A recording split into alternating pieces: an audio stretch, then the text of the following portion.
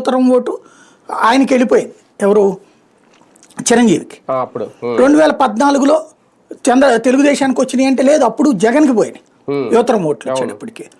ఎక్కువగా తెలుగుదేశం ఈ సీనియర్లు, వృద్ధులు, మధ్యతరగతి, మధ్య వయస్కులు వీళ్ళ మీదనే డిపెండ్ అవ్వాల్సి వస్తుంది.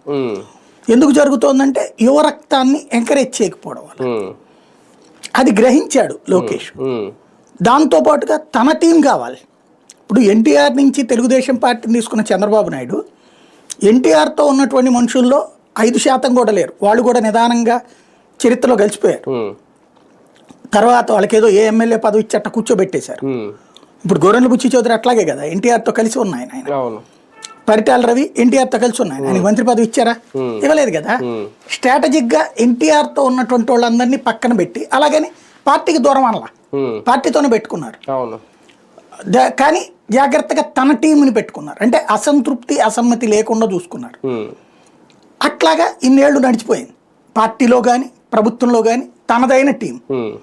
ఇప్పుడు అలాగే లోకేష్కి తనదైన టీం కావాలి కదా రాబోయే 30-40 ఏళ్ల పాటు పార్టీని నడపాలంటే. అదే సందర్భంలో ఎవరి సామర్థ్యం ఏంటో తనకు తెలియాలి కదా. ఇప్పుడు సీనియర్లు అందరి సామర్థ్యం చంద్రబాబుకు తెలుసు, లోకేష్కి అవసరం లేదు దాంతో. కాబట్టి ఇప్పుడు కొత్తగా ఉన్న యంగ్స్టర్స్ యొక్క సామర్థ్యం ఏంటి అన్న దాని మీద తను డిపెండ్ అవుతాడు.